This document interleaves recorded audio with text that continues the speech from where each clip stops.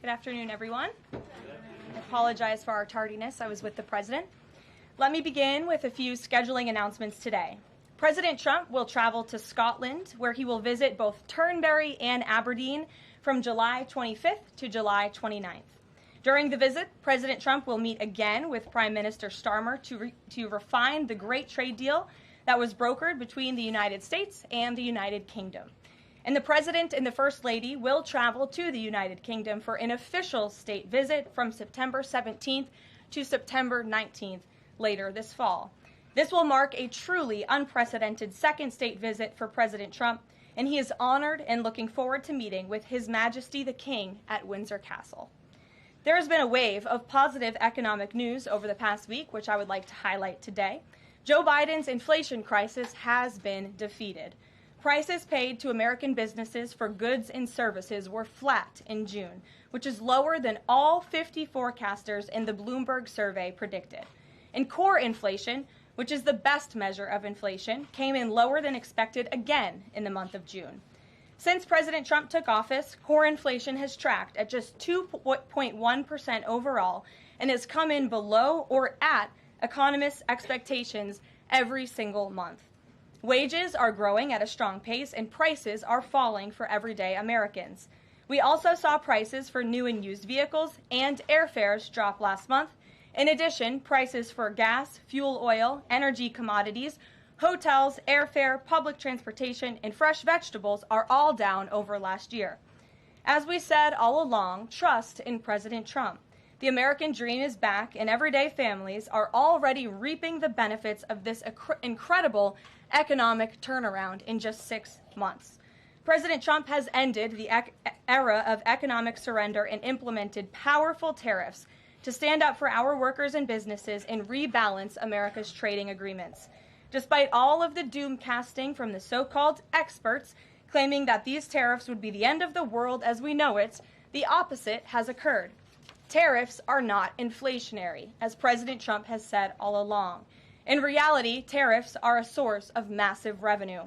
We're seeing trillions of dollars in private investment pour into our country right now because the companies around this world want to make their products right here with American labor and not have to pay any tariffs at all.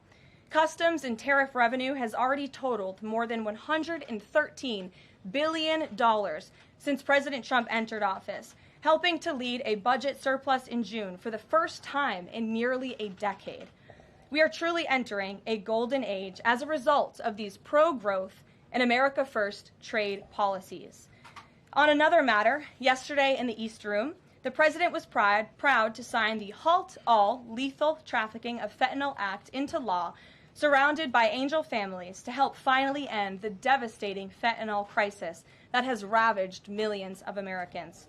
Under the Halt Fentanyl Act, anyone who possesses, imports, distributes, or manufactures any illicit fentanyl-related substances will be subject to criminal prosecution in the same manner as any other Schedule I controlled substance.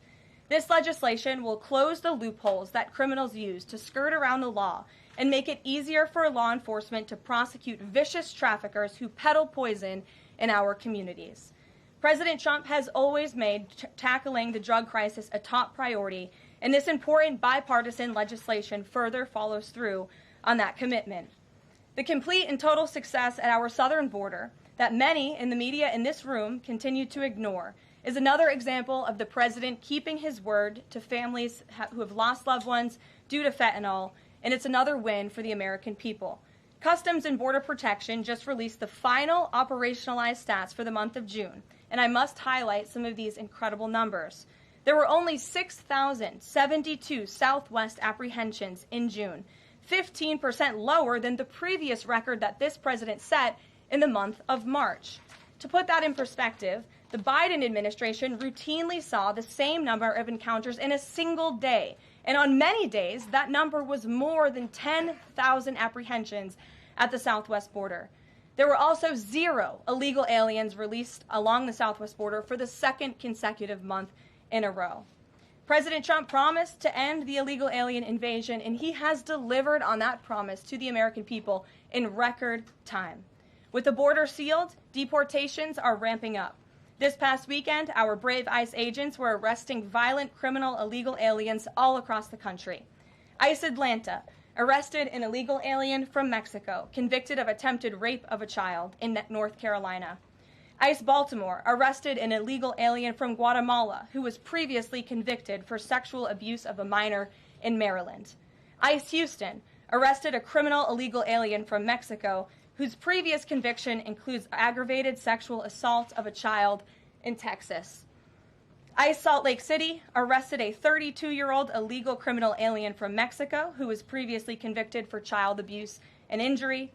ICE Baltimore arrested a criminal illegal alien from El Salvador convicted in Maryland for possession of child pornography.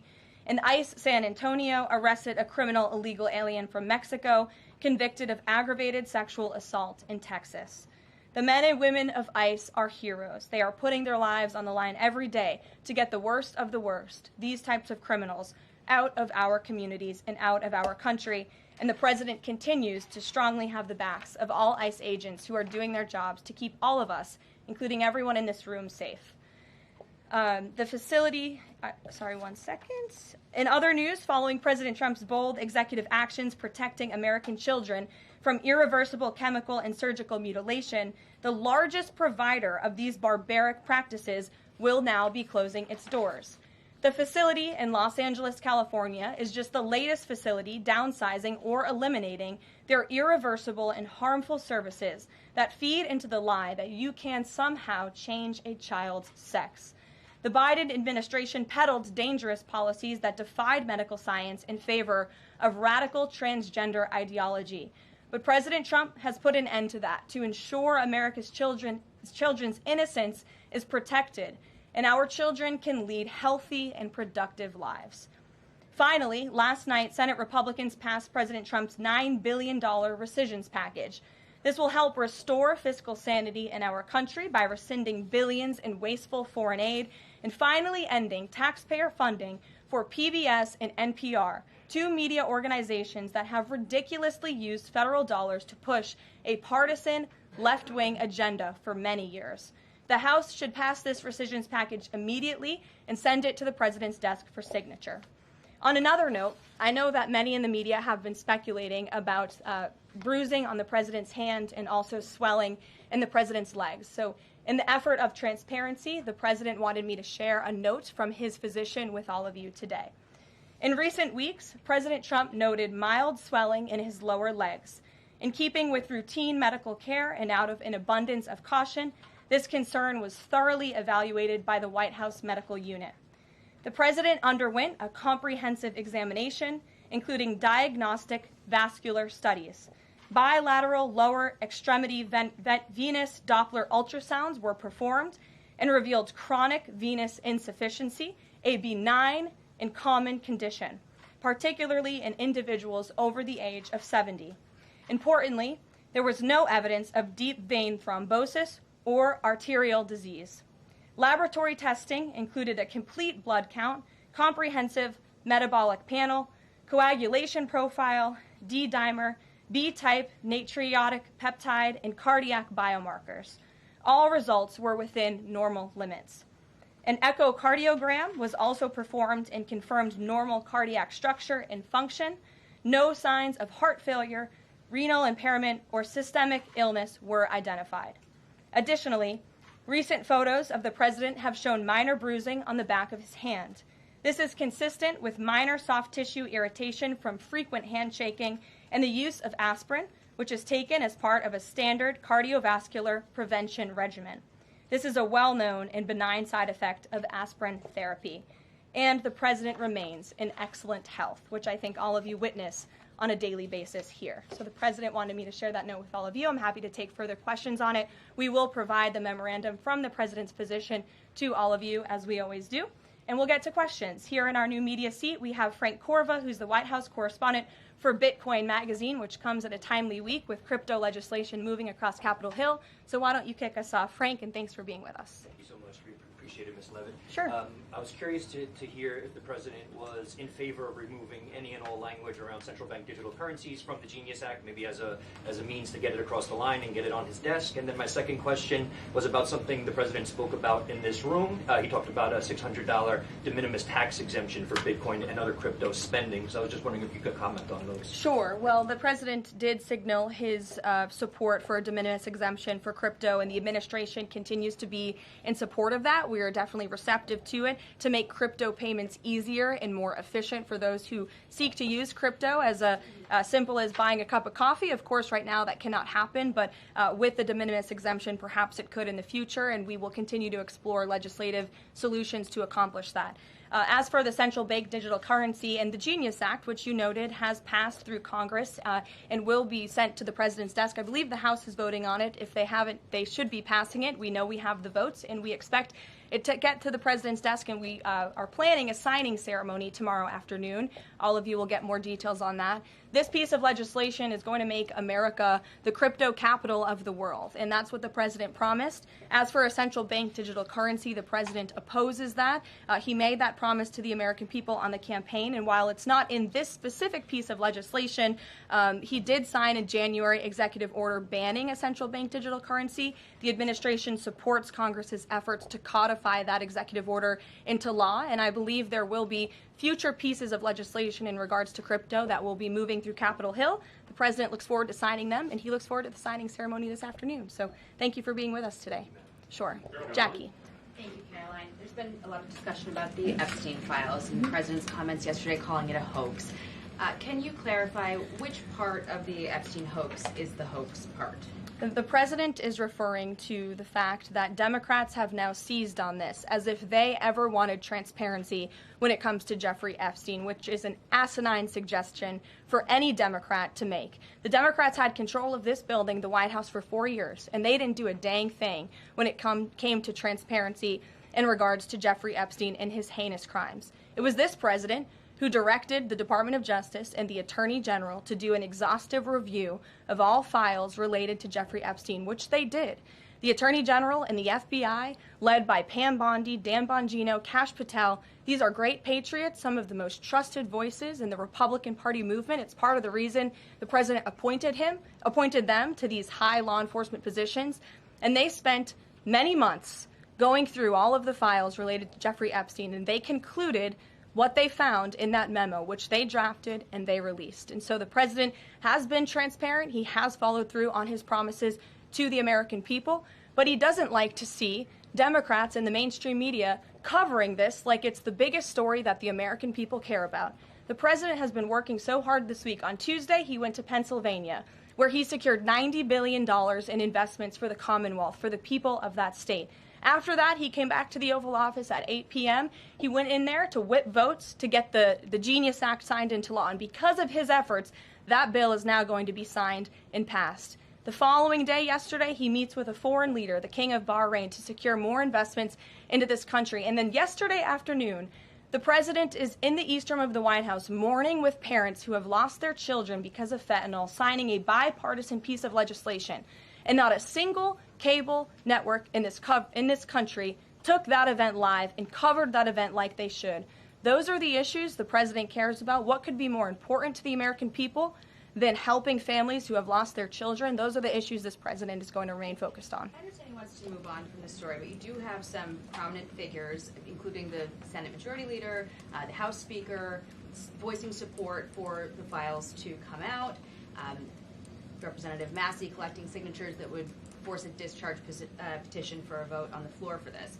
It doesn't seem to be going away. What is stopping the administration from just redacting any sensitive information, grand jury information, and putting out what is appropriate so that the American people can decide and then let this story die? Well, in terms of redactions or grand jury seals, those are questions for the Department of Justice. Those are also questions for the judges who have that information under a seal. And that would have to be requested, and a judge would have to approve it. That's out of the President's control. He has said, in agreement with some of the leaders on Capitol Hill, that if the Attorney General and the Department of Justice come across any other credible evidence, they should provide that to the American people. The President has said that, and he agrees with them on that. Why did you fire Maureen Comey? The Department of Justice did, and I would defer you to them. Dasha.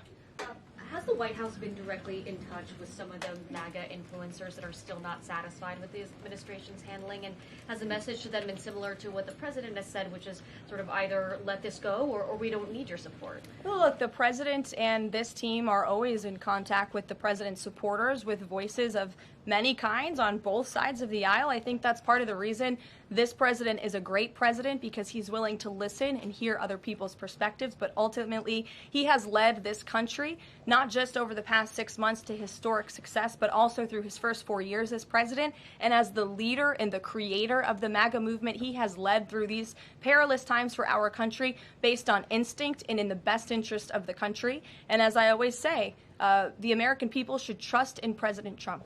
John, Fed chair. go ahead, John. Thanks a lot, Caroline. The president on Monday announced that if there's not compliance with Russia within 50 days, there would be increased tariffs. Can you explain how that works, first of all? What happens if Russia doesn't end its war with Ukraine in 50 days? Well, in 50 days, as the president clearly laid out, if there is not a ceasefire agreement or a peace deal within that time frame, if Russia refuses to legitimately agree to a ceasefire, then they will face very steep tariffs, and they will also face secondary sanctions. So countries that are purchasing oil from Russia will be sanctioned as well, and of course that will do deep damage to Russia's economy. And I would just add that the president wants this war to end with a diplomatic solution. He's been pushing for it. This administration has spent many hours and a lot of time trying to solve this war very far away, but the president wants to stop the killing and he wants to save lives. Reagan, go ahead. What you were saying, Caroline. Reagan, go ahead. I have two questions for you. It's just about, if I may, just about the tariffs, the first part. I get the secondary tariffs, but there was only $3 billion worth of trade between the U.S. and Russia in 2024. It's expected to be far less this particular year. On April the 2nd, both you and the Treasury Secretary said it's not necessary to apply any tariffs on Russia. You said that because of the lack of trade, it precludes, that was the word you used, any need for tariffs. Why now, and why do you think that that would make them cave and come to some sort of peace agreement as it relates to Ukraine? $3 billion is still a lot of money, John, and it's not just tariffs, it's the secondary sanctions as well that will be implemented in 50 days. Reagan. Thanks, Caroline. I have two questions for Sure. you. First on Congress. Congresswoman Salazar introduced legislation that would give some illegal immigrants in the country a path to citizenship. 10 Republicans signed on to what she's calling the Dignity Act. I'm curious what the White House's position is on the legislation and if the president would veto this bill if it needed to discuss. From my understanding, the White House nor the president has actually read through this legislation. We've been focused on, of course, the One Big Beautiful Bill, which passed, which is another historic accomplishment of this president in record time. The Genius Act this week, the rescissions package, that's been the focus of the White House. But the president has made it very clear he will not support amnesty for illegal aliens in any way. I want to give you a chance to respond to the CEO of NPR. She's claiming that the cuts to their network will, quote, be a real risk to public safety of the country. Congressman Murkowski has argued that public broadcasting stations save lives. Could you respond to these concerns? The NPR CEO said cutting NPR will be a risk to public safety. I am not sure how NPR helps the public safety of our country, but I do know that NPR, unfortunately, has become really just a propaganda voice for the left. Just a few examples for you. In 2020, NPR refused to cover the Hunter Biden laptop scandal in the run-up to the election. They said their assertions don't amount to much, writing they did not want to waste the listeners' and readers' time on stories that are just pure distractions. That does not sound like an unbiased opinion. That sounds like a partisan opinion to me. And this is a taxpayer-funded organization. In 2018, that same CEO that you're talking about called the president in the Oval Office, who nearly 80 million Americans elected, she called him racist, shared a photo of herself wearing a Biden for President campaign hat, serves on the board of a Soros-funded activist group. In 2020, PBS's White House correspondent at the time characterized President Trump's speech then at Mount Rushmore as a love letter to white resentment promoting the myth of America. In 2017, PBS devoted an entire panel talking about what it means to be woke and white privilege. In 2023, PBS's Washington Week Roundtable covered up Joe Biden's clear mental divide. That's actually quite the clip. I would encourage all of you to look at it. These are not honest news organizations. These are partisan, left-wing outlets that are funded by the taxpayers. And this administration does not believe it's a good use of the taxpayers' time and money. Ed Lawrence. Yeah, thanks, Carol. I want to ask you about the Federal Reserve. So does the president believe that the slightly restrictive monetary policy stance right now, could that cause an economic slowdown? And if he does believe that, when? What pause are you referring to? No, could the stance of the monetary policy is slightly restrictive? Does the president believe that that stance, the slightly restrictive stance, could cause an economic slowdown in itself? I haven't heard the president discuss that specifically, but what I do know in regards to the Federal Reserve is the president's been very transparent about his displeasure with both the policies and the management of the Fed, and he spoke about that to all of you pretty extensively in the Oval Office yesterday. And last month, one more if I could. Last month, the Canadian Prime Minister said the president had agreed to a July 21st deadline to sort of work towards a trade agreement. That's 4 days from now. Could there be a trade agreement with Canada in 4 days? Well, look, we'll see. The trade team continues to be very active in our conversations and discussions with Canada. The president himself has said, unfortunately, our neighbors to the north have been pretty difficult to deal with when it comes to matters on trade. But in trade, generally speaking, as you know, 25 countries have received letters thus far from the president directly with his big, beautiful signature on them, from Japan to Korea, South Africa, Kazakhstan, Malaysia, just a few countries, and Canada also received a letter for 35%.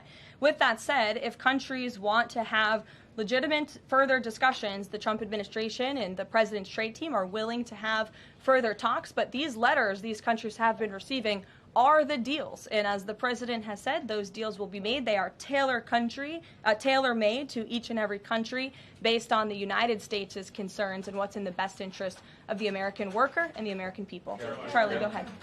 Thank you, Caroline. No, I called on Charlie, but Deanna, you can go ahead too.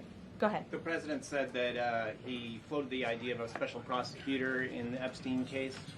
Can you confirm that? And has he asked the Attorney General to do this, to appoint a special prosecutor to look it over? Well, the idea was floated from someone in the media to the president. The president would not recommend a special prosecutor in the Epstein case. That's how he feels. And as for his discussions with the Attorney General, I'm not sure. Deanna. Caroline. Thank you so much. Do you know what the president's reaction was to Mike Johnson saying that he wants additional files released, the Epstein files? Was there a conversation with Mike Johnson about that following his comments?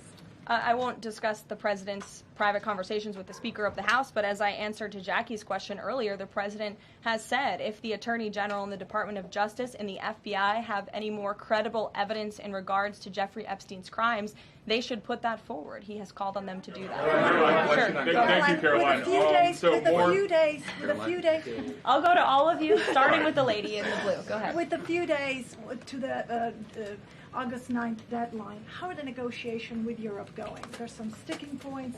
What are they? Can we expect a delay, or should we expect a deal soon?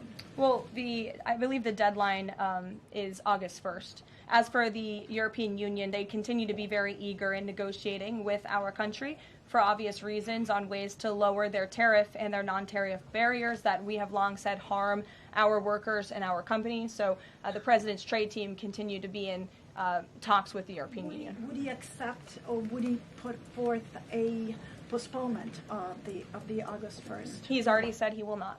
Caroline, Owen, go ahead. Good afternoon, Caroline. In Gaza today, Holy Family Catholic Church was struck by an Israeli shell. Yes. 3 people were killed, 10 wounded. What is the president's reaction to that church coming under fire? It was not a positive reaction. He called Prime Minister Netanyahu this morning to address the strikes on that church in Gaza, and I understand the Prime Minister agreed to put out a statement. It was a mistake by the Israelis to hit that Catholic church. That's what the Prime Minister relayed to the President, and you should look at the Prime Minister's statement that will be coming out. Steve, go ahead. Back to your letter that you read at the beginning. Sure. The President, you said mild swelling in his legs. Is Yes, it sir. causing him any discomfort? How are you treating it? Nope. No discomfort from the president at all, and you probably all see that on a day-to-day basis. He's working around the clock. As for the treatments, I can defer to the president's physician, and we'll get you this letter. I think it will answer all your questions. Caroline, reports that a Chinese-born banker who works in Atlanta for Wells Fargo is being prevented from leaving China. Has the president, is he going to bring this up with President Xi? Are you aware of the case? I'm not aware of the case, but I'm sure our National Security Council team is. Steve will get you some answers on that. Caroline. Thank you, Caroline. Two questions. So the first is that President Trump said that the Attorney General only gave him a brief overview of what was in these Epstein files. Does he have knowledge or an understanding of what is in the files related to Epstein that have not been released? Not to my knowledge, and that's a question for the Attorney General, as I said, and the President has told the Attorney General if they have any more credible evidence, they should release it. Is that evidence, would she have to run that by the President before she released it? I don't think so. He said if she has any more credible evidence, she should release it. Your Honor. Go ahead. Thank you. Go ahead, yes. Great. Thank you, Caroline. Two questions. One, today... And you can go ahead, Andrew. Don't worry. Today, tens of thousands of folks are rallying nationwide to honor the legacy of Congressman John Lewis. Meanwhile, Republicans in Texas reportedly are working to redraw congressional maps at President Trump's urging. How is President Trump reconciling his call to action for Texas Republicans with the legacy of Representative John Lewis? I'm not quite sure how the two things are related. I think the president would agree that John Lewis served our country for many, many years. It has nothing to do with the redistricting efforts that are currently underway by Texas Republicans to add seats to their legislature. They have the right to do that. The president spoke to the congressmen and women who serve the great state of Texas about it, but it's up to them and it's up to their legislature to get that approved. And Caroline, this is the second question. And Go does ahead. the president support the Justice Department's request for just 1 day in jail for the officer convicted in Breonna Taylor's killing? And what message does he believe that sends to her family and to other families seeking justice in cases of police violence? I haven't talked to the president about that case. Go ahead. Just the president, when the president met the interim president of Syria a couple of months ago, he described him as a young, tough, attractive guy. After the latest clashes in Syria over the last few days, does President Trump still support Syria's interim president? The president still supports Syria's pathway to a peaceful and prosperous country, and you received an update directly from the Secretary of State on the ongoing situation between Syria and Israel. I spoke to him myself this morning to get an update, and as soon as the United States became involved in this conflict, we were able to de-escalate, de-conflict. That seems to be continuing. Syria agreed to draw back their troops that were in the area where that clash was ongoing, and we continue to be very actively monitoring the situation. The president wants to see Syria become a prosperous and stable country, and by the lifting of the sanctions on Syria, he's giving them a real chance to do that, and he wants to see that through. Andrew, go ahead. So on Tuesday, the president told a very detailed story about his uncle, noted scientist John Trump, and Theodore Kaczynski, the late Unabomber. He said that Dr. Trump taught Ted Kaczynski. Ted Kaczynski was not identified as the Unabomber until 1996, 11 years after John Trump passed away. It would have been impossible for John Trump to have ever discussed the Unabomber with the president. So what was he talking about? And I have one follow-up.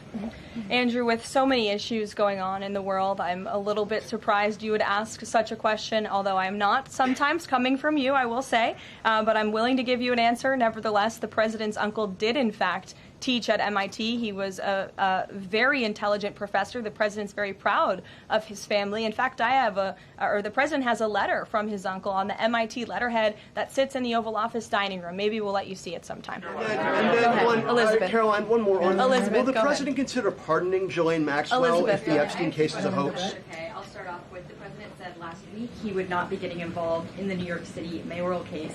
If that mayoral race, if that's still the case, given his history drawing a large crowd in New York City, what's his reason for staying out of it in that way? Well, look, I think the president reserves the right to get involved in races or not get involved in races, and he's made the decision not to weigh in on the New York mayoral race, as you rightly pointed out, although he has gone as far to say he absolutely does not want to see Zemdami, elected, who is a known communist who supports the abolishment of private property, the defunding of police. He has made very well-known anti-Semitic statements. It would be a disaster for New York and for this country. And I think it's quite telling that this individual, a known communist, has been spending time in Washington this week meeting with leaders on Capitol Hill. This is truly where the Democrat Party is headed. Clearly, they learned nothing from November 5th in the president's overwhelming victory. Mary, go ahead. Thank you, Caroline. I want to backtrack to the hospitals that have stopped providing transgender surgeries and hormones for kids. On this front, does that have anything to do with the DOJ's subpoenas last week? Should we expect any more hospitals to be shutting down their programs? And I wanted to also ask what you make of all these media reports, especially the AP, which I noticed, which portrays these children as losing something that's saving their lives. Yes, I think the president spoke a lot about this issue, which is a political issue, but also really a cultural issue that impacts children and families. He talked about it a lot on the campaign, and I think he was quite surprised by the uptick we were seeing in the embracement by the Democrat Party when it comes to the chemical castration and mutilation of young, innocent bodies. And so the president made it a very early priority to sign very strong executive orders to cut off the funding for any hospital or any medical facility in this country that provides such barbaric procedures. And as a result of that strong policy and the president's strong common sense position on this issue, we've had such an overwhelming response, which is great for children in Arizona. Phoenix Children's Hospital has stopped providing puberty blockers and hormone therapy to minors. In California, Stanford Medicine ended sex change surgeries for minors. Children's Hospital Los Angeles is closing its Center for Trans Youth Health and Development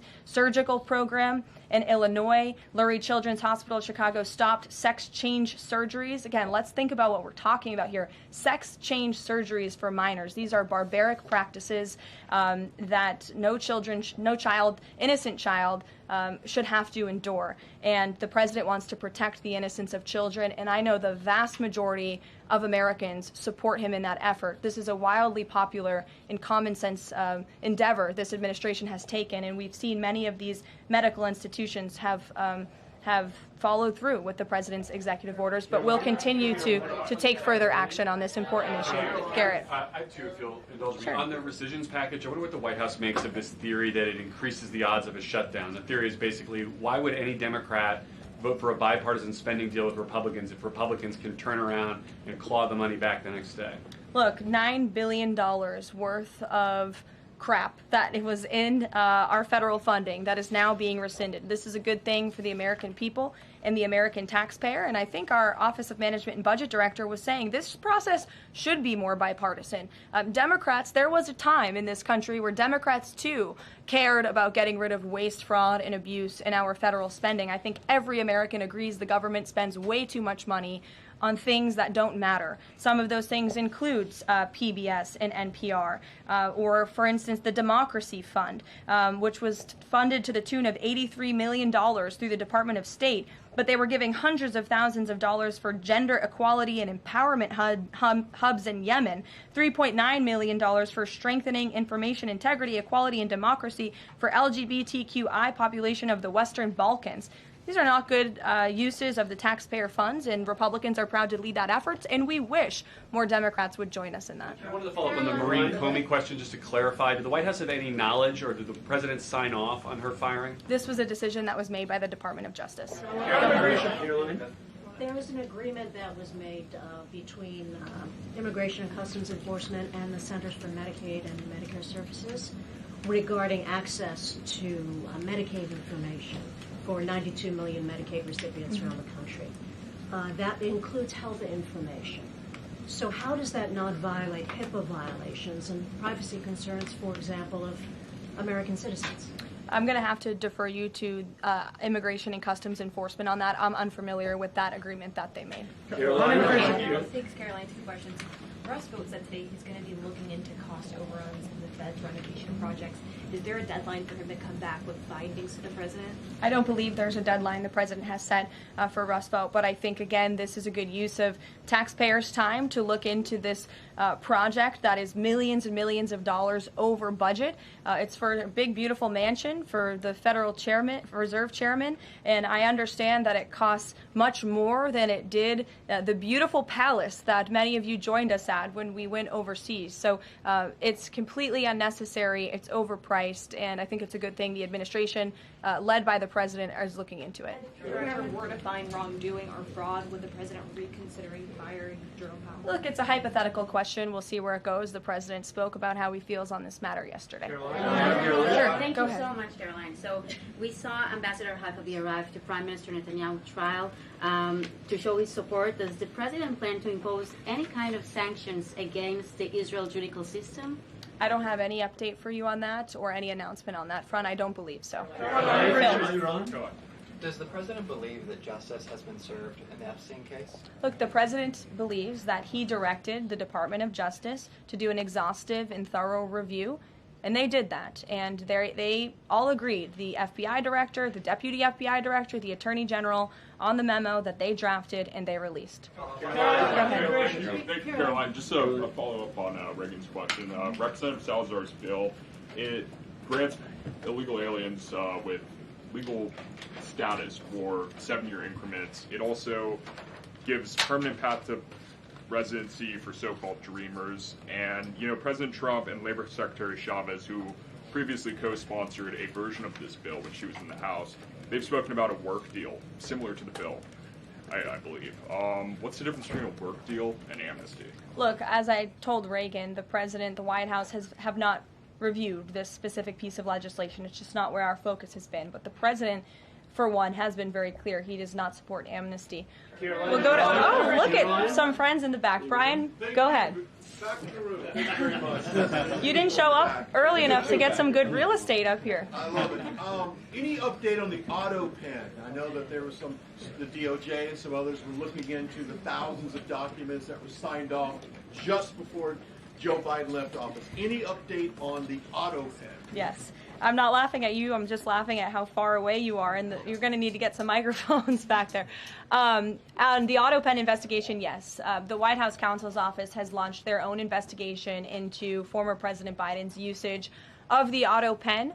We have requested some documents from the National Archives. And again, as I've said many times from this podium, and the president has said as well, it's incredibly important that we get to the bottom of who really was at the tip of the spear in the decision-making process here in the White House. Because former President Biden himself admitted to the New York Times, I understand he never gave interviews when he was here, but now all of a sudden he wants to give one. And he said that he did not actually review every single pardon that he signed on his way out the door. That's incredibly concerning, and I can tell you it's something this president would never tolerate.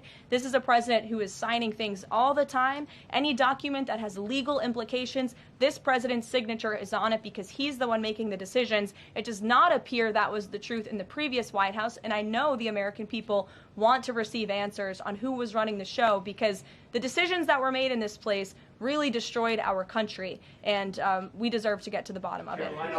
Mark, in the back. Thanks. Some Christian groups are complaining that they are not able to get visas as quickly to travel to Israel, and it's been elevated to Ambassador Huckabee's station. Is the White House aware of that? Does it have any reaction to that? And is that part of the president's disappointment with Netanyahu and his government?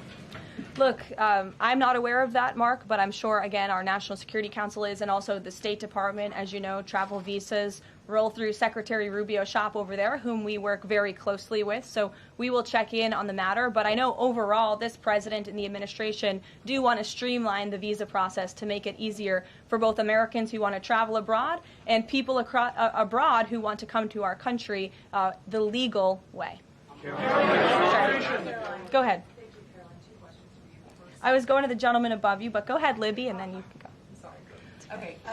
Two questions for you. The first is, during the Hill Nation Summit, Secretary Noem suggested there could be some changes to TSA's liquid limits. Is the President aware of that? Is that an idea that he's backing? And what would that timeline and the changes look like? Sure. I would defer you to the Department of Homeland Security, but I did see Secretary Noem's comments, and I think it's great that on day one she asked TSA, what are we doing right? What are we doing wrong? How can we make air travel more efficient while maintaining utmost security for American passengers and travelers? And I know they announced no more shoes, or you don't need to take off your shoes anymore at the airport, which I think is welcome news to all of us who travel a lot. But further guidance or decisions, of course, that's in the Secretary of Homeland Security's overview, and I would defer to her. The other question for you is on Bondi and Burgum's trip today to Alcatraz. I'm curious what the funding is going to look like for that, and who the President does want to see incarcerated there, if it were to become. Sure. Well, this was an idea of the President. He spoke about it in May, and he directed his administration to review a reopening plan for Alcatraz if it is possible, which is why the Attorney General and the Secretary of Interior have traveled there today. They are touring the site, and if the Alcatraz prison is reopened, it would be under the purview of the Bureau of Prisons. And the Secretary of Interior also would play a big role in this as well. So they're there to review the site today, and I'm sure you'll hear more from them on it later. And just to follow up, Libby, on who the President wants to see housed in Alcatraz, the worst of the worst criminals in this country, both American criminals who convict heinous crimes, but also illegal alien criminals before deportation as well. Sure. Go ahead. The State Department yesterday urged the Chinese Communist Party to cease its campaign to eradicate Falun Gong, a peaceful spiritual practice. With the anniversary of this brutal persecution approaching, does the White House have a message for the CCP on this? Well, I will get you one, and we will get back to you. Sure. Go ahead. We'll take. Go ahead, and then go ahead. Sure. I've never called on you. Why don't you go ahead? In the red tie. Hello. Dr. Harper behind. Thank you. Yes. Go ahead. Go ahead. Me, thanks. Yes. Thank you, Caroline. Yes, you. What's your name? My name is Matias. Thank you. What's your outlet? I'm for Record TV, Brazil. Great. Brazil's President Lula recently said that President Trump was elected to govern the United States and not to act as the emperor of the world. And he also emphasized that Brazil is open to negotiation. I'd like to hear what you have to say about it, what the administration has to say about it, and specifically what areas are currently open to negotiation in the light of the 50% tariffs that were announced. Sure. The President is certainly not trying to be the emperor of the world. He is a strong president for the United States of America, and he's also the leader of the free world. And we've seen a great shift across the entire globe because of the strong leadership of this president. In regards to Brazil, the president sent a letter to Brazil announcing their new tariff percentage. He also directed our USTR ambassador, Jamison Greer, to launch an investigation of Brazil under Section 301 of the Trade Act of 1974, designed to address unfair foreign practices that are affecting U.S. commerce. For years, we know Brazil's digital regulations and weak IP protections have undermined U.S. tech and innovative companies, and their tolerance of illegal deforestation and other environmental practices puts American producers, manufacturers, farmers, and ranchers who follow better environmental standards at a competitive disadvantage. So this president always acts in the best interest of the American people and the United States of America, and he will continue to do so. Thank you very much, everyone. We'll see you later. I appreciate the enthusiasm today.